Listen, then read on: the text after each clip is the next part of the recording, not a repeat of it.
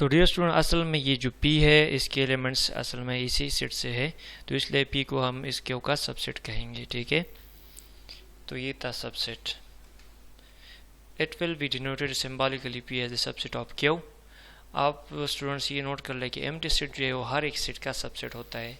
Empty set जो भी set होता है उस सेट का सबसेट होता है। For example, empty set is the subset of any set A, empty set is the subset of any this set Q, and similarly empty set is the subset of P।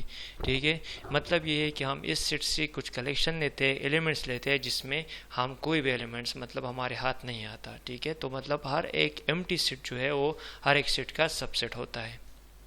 अच्छा, superset. If a set P as subset of Q, then Q is called the superset of P। जब एक set दूसरी set का subset बन जाता है तो दूसरा जो होता है वो उसका सुपरसेट बन जाता है। ठीक है, अगर P के तमाम एलिमेंट्स Q में मौजूद है तो P Q का सबसेट है और Q P का सुपरसेट है। तो इस Q को हम P का सुपरसेट कहेंगे। सिंबॉलिकली हम Q is the superset of P इसको इस तरह लिखेंगे। ठीक है, फॉर एग्जाम्पल वही एग्जाम्पल लेते हैं कि P as the set containing 1 3 5 and Q is equal to 1 2 3 4 5 7। तो असल में ये P Q का सबसेट है लेकिन Q P का सुपरसेट है, क्योंकि Q में P के तमाम एलिमेंट्स मौजूद है तो Q सुपरसेट है इसका। Proper subset. अब एक सबसेट को हम प्रॉपर सबसेट कब कहेंगे? So a set P is called a proper subset of a set Q if every element of P is an element of Q। पहला कंडीशन तो ये कि सबसेट होना चाहिए, P के तमाम एलिमेंट्स Q में मौजूद होने चाहिए। दूसरा इसके साथ कंडीशन ये है कि and there exist at least one element in Q which is not an element of P। मतलब P के तमाम एलिमेंट्स Q में मौजूद होने चाहिए और Q में सिर्फ एक ही element, at least one element P के एलिमेंट से मुख्तलिफ होना चाहिए। मतलब उसमें एक एलिमेंट ऐसा होना चाहिए कि वो P में मौजूद नहीं हो। तो इसका प्रॉपर सबसेट का मतलब ये है कि P के एलिमेंट्स Q के एलिमेंट्स से तादाद में कम हो और P के तमाम एलिमेंट्स Q में मौजूद हो, तो इसको हम प्रॉपर सबसेट कहेंगे। फॉर एग्जांपल, सिंबॉलिकली हम इसको P as the subset of Q इस तरह लिख लेंगे, इसमें जो इक्वल का निशान है वो यहाँ पर नहीं होगा। ठीक है, इसका मतलब ये होगा कि P एज Q का जो है प्रॉपर सबसेट है। फॉर एग्जांपल, P हम लेते हैं 1 3 5 और Q हम लेते हैं 1 2 3 4 5। इसी तरह अगर R हम लेते हैं 1 2 3 अप टू 10, सो P जो है इस Q का सबसेट है क्योंकि इसमें 1 3 और 5 मौजूद है। यहाँ पर एटलीस्ट एक एलिमेंट ऐसा होना चाहिए जो Q का एलिमेंट ना हो। तो 2 Q का एलिमेंट है और P का एलिमेंट नहीं है, सॉरी P का एलिमेंट ना हो। तो यहाँ पर P Q का सबसेट भी है, लेकिन कौन सा सबसेट है? प्रॉपर सबसेट, क्योंकि इस सेट में P के एलिमेंट्स के अलावा एक एलिमेंट मौजूद है।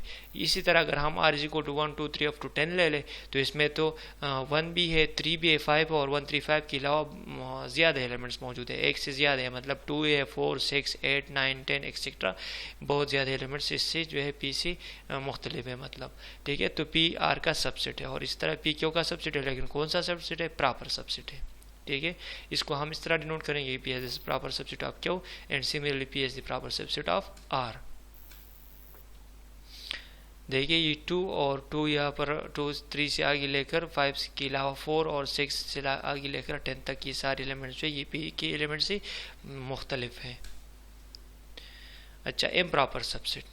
अब जो सबसेट के प्रॉपर सबसेट के अलावा जितने भी सबसेट होंगे वो इम्प्रॉपर होंगे और इम्प्रॉपर सबसेट तादाद में 2 है exactly. For a set P there is always 2 proper improper subset, 2 improper subset that the empty set and the set P itself। P is the improper subset of itself P and similarly empty set is the improper subset of P। तो तमाम जो proper subset है उसके अलावा जो subset होंगे उसको हम इम्प्रॉपर कहेंगे और वो तादाद में 2 है। एक जो सेट अपने आप का इम्प्रॉपर सबसेट है और दूसरा एम्प्टी सेट जो है वो P का इम्प्रॉपर सबसेट होगा। ठीक है, तो इम्प्रॉपर सबसेट तादाद में सिर्फ 2 ही है, एक एम्प्टी सेट और एक the set itself. Power set।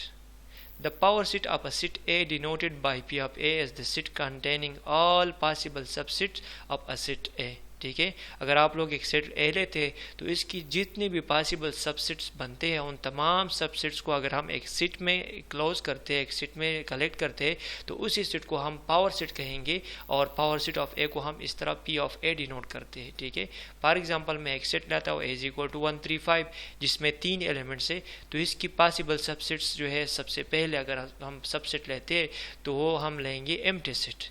ठीक है, इसके पावर सेट में सबसे पहले आएगा एम्प्टी सेट, फिर अगर हम सिंगलटन सेट लेते हैं तो एक आएगा 1, फिर दूसरा सेट द कंटेनिंग 3, तीसरा सेट हम लेंगे उसमें सिर्फ 5, और इसी तरह फिर 1 3, और इसी तरह 1 5, फिर 3 5, और लास्ट में हम ये पूरा का पूरा सेट जो है 1 3 5 लेंगे।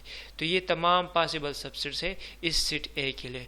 इसको हमने एक दूसरी सेट में जो है कलेक्ट किया, और इस सेट को हम कहेंगे power set of A, which is the set containing all possible subsets of a set ए। इसमें एक एम्प्टी सेट आता है, फिर सिंगलटन सेट अगर हम सिर्फ 1 लेते हैं ये भी सबसेट बनता है, सिर्फ 3 लेंगे ये दूसरा सबसेट बनता है, ये तीसरा बनता है। इसी तरह ये वाला 1 3 2 एलिमेंट्स लेते हैं, इस तरह 1 5 3 5, और फिर लास्ट में 1 3 5। तो इसमें ये एम्प्टी सेट और ये वाला 1 3 5 जो जिसमें हमने तमाम एलिमेंट्स लिखे ये असल में सेट ए है।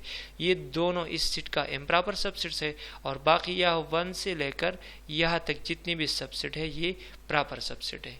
ठीक है। अच्छा, जब हम एक सेट लेते हैं उसमें सेट के तादाद एलिमेंट्स के तादाद होते हैं, तो उससे हमें पता चलता है कि इसमें कितने सबसेट्स, इसके कितने सबसेट्स पॉसिबल है। तो यहाँ पर तादाद है 3, 2 को पावर 3, 2 पर पावर जब हम 3 लेते हैं 2 पावर 3 से 8 आ जाएगा। तो इस सेट के लिए हम जो है ये कह सकते हैं कि इस सेट के लिए 8 पॉसिबल सबसेट्स होंगे, 1 2 3 4 5 6 7 8।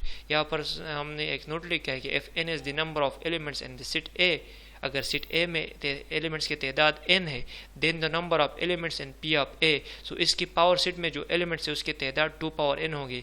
यहाँ पर पावर सेट ऑफ ए के एलिमेंट के का मतलब ये है कि इसमें जितने पॉसिबल सबसेट्स आते हैं, ये एक एलिमेंट है, फिर यहाँ से यहाँ तक ये दूसरा सेट जो है दूसरा एलिमेंट है, तीसरा सेट तीसरा एलिमेंट है। ऐसा ना हो कि आप लोग यहाँ पर ये 1 3 और 1 5 काउंट कर लो, नहीं, ये हम इस सेट के बारे में कहते हैं कि कितने सेट्स आएंगे पावर सेट में। ठीक है, इसके कितने पॉसिबल सबसेट होंगे। तो यहाँ पर 2 पावर n, अगर इस सेट पर आप अप्लाई करते हैं तो 2 पावर 3 से 8 आएगा।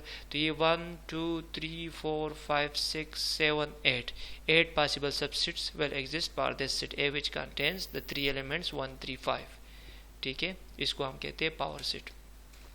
लास्ट में हम कहेंगे यूनिवर्सल सेट। जब हम किसी एग्जाम्पल को स्टडी करते हैं या कुछ प्रॉब्लम स्टडी करते हैं या कोई फिनोमेना स्टडी करते हैं जो भी है, तो उसमें अक्सर जो कंसिडरेशन में जितने भी एलिमेंट्स है, जितने भी पॉसिबल वो है इवेंट्स है, उसको अगर हम एक सेट में बंद करते हैं, एक सेट में लाते हैं, तो उसको हम कहते हैं universal set. So the set containing all the elements under consideration is called the universal set denoted by you.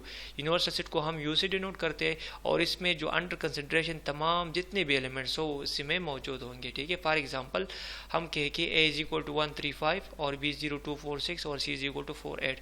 तो अभी अगर हमने ये 3 सेट लिए है तो इसमें तकरीबन ये वाले एलिमेंट्स मौजूद है जो आपको नज़र आ रहे हैं, 1 3 5 0 2 4 6 और 4 8। तो इसका यूनिवर्सल सेट जिसमें इसमें तमाम जितने भी एलिमेंट्स है अंडर कंसिडरेशन जितने भी है उसको हम एक सेट में जो है कलेक्ट करेंगे, तो वो इस तरह होंगे कि u इज इक्वल टू 1 2 3 4 5 6 7 8 9 10 तक ले सकते हैं, 20 तक भी ले सकेंगे, 30 तक। तो वो प्रॉब्लम पे डिपेंड करता है कि प्रॉब्लम में क्या हमें बताया जा रहा है। फॉर एग्जांपल अगर आप किसी कॉलेज को टारगेट करते हैं, कॉलेज में किसी स्टूडेंट्स का डेटा लेते हैं, कलेक्ट करते हैं, तो जितना कॉलेज है तमाम उसके तमाम स्टूडेंट्स या स्टाफ मेंबर्स जितने भी है वो आपके लिए यूनिवर्सल सेट बनता है। उसमें फिर आप किसी एक क्लास को स्टडी करते हैं, फर्स्ट ईयर को या सेकंड ईयर को, मैट्रिक 9 10 वगैरह, तो किसी एक क्लास को लेते हैं आप, तो वो सेट बनते हैं उसकी, और जिसका जितनी भी क्लासेस है, जितने भी स्टाफ मेंबर्स है, जितनी भी चीज़ें कॉलेज में, वो तमाम हमारे लिए यूनिवर्सल सेट बनेगा। ठीक है, so if all the natural number is are under consideration, so the set of universal set will be taken as u is equal to n।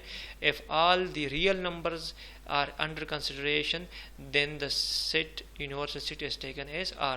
तो ये प्रॉब्लम पे डिपेंड करता है। प्रॉब्लम में या तो आपको बताया जाएगा कि इसमें ये अंडर कंसिडरेशन कितने एलिमेंट्स से कौन कौन से हैं, मतलब यूनिवर्सल सेट आप क्या लेंगे, या आप लोग खुद भी ले सकते हैं प्रॉब्लम को देख के। ठीक है, तो आज तक यही काफ़ी था।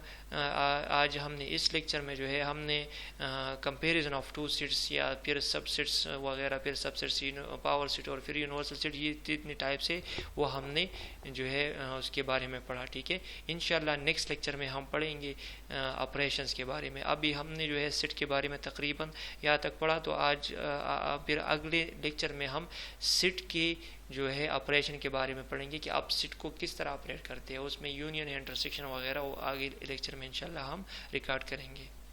Thank you.